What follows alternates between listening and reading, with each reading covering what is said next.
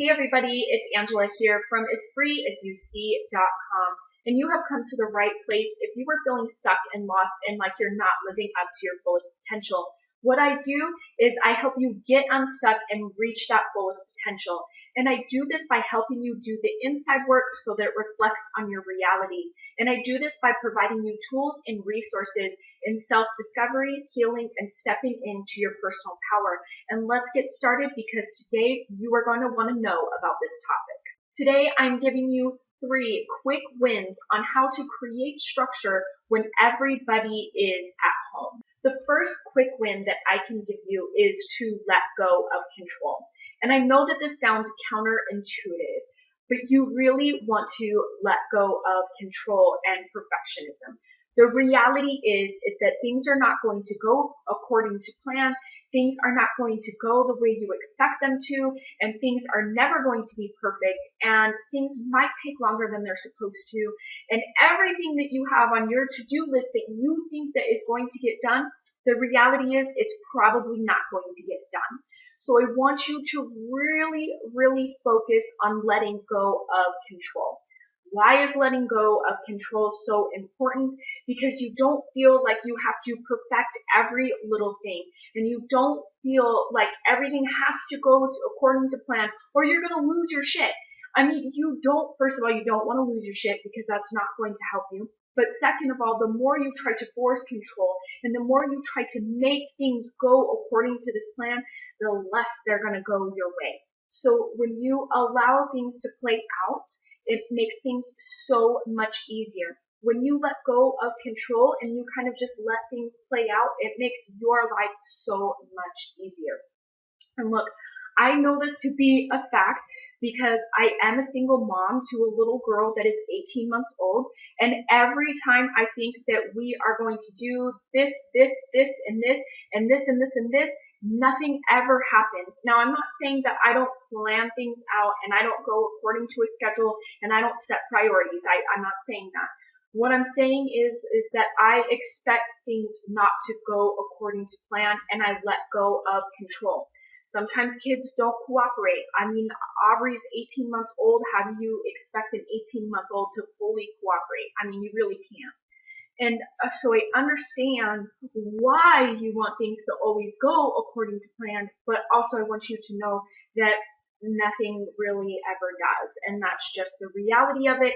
And we as parents, or we as women, especially we as women, need to let go of that control, because the less we try to control, the more things are actually going to go the way that we are.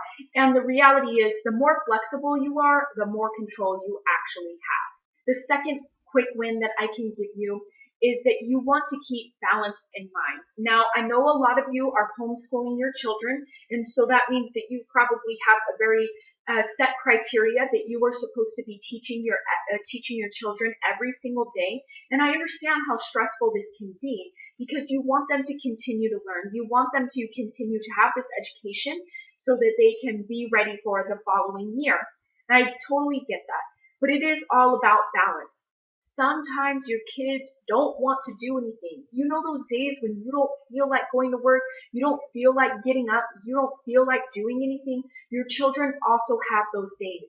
And so you want to make sure that you are very aware of how your children are responding and reacting to you, so that you can feel into that energy, so that you know that maybe today is the day where we learn how to cook, or we learn how to garden, or we just go outside and play all day long in the backyard, or whatever the case may be. It is all about balance. And one of the best ways you can actually create balance with your homeschooling, or even just with your structure or your schedule in general, is you can do the sandwich method. And I love the sandwich method because it really works for me, just me as myself. But also it works with Aubrey. So you do something that's a little bit more structured. I don't know, maybe it's math, maybe it's history, maybe it's science, something that requires a little bit more focus. It's harder to deal with you as a parent, maybe even your children. And so after you complete that one hard task, whatever it is, then you go in and you play for an hour, or you do something else for an hour that allows the children to kind of unwind, play, get all their little run around and their giggles and their not being able to sit still vibes out. And then you can come back in and do something that is more structured, that's harder to teach or deal with, or whatever the case may be. You can just sandwich it, and it helps you because you also get a break because you know you're doing school with your kids now, but also it gives your children a chance to break just like they would if they were actually in school. So remember, the sandwich method can bring in balance, but also there are going to be days where you guys do absolutely nothing, and there's nothing wrong with that. There are going to be days where you want to be lazy and just watch TV all day long and never change out of your jams. I mean, there's nothing wrong with that. Those things happen. Try to keep in mind that we are in a crisis situation, and that means that the energy is going to be different. Your emotions are going to be different, and it is completely okay to allow yourself to be in those emotions and work through those emotions and feel like it's okay to do absolutely nothing. Like, that's a real thing, and that's what balance is all about, and that should absolutely be your goal when you are creating your time management, your schedule, or your structure within your household. The third quick win that you can do to create a structure and deal with time management when everybody is home is to set 3 priorities a day and do those priorities first. I say to only do 3 priorities because, like I said before, things don't go according to plan. So some days it may take longer to do this project than you thought, and then at least then this way you do have these 3 things that you're meeting and you can feel accomplished just because those 3 things are done. And that is really powerful because it sets the tone for the next day.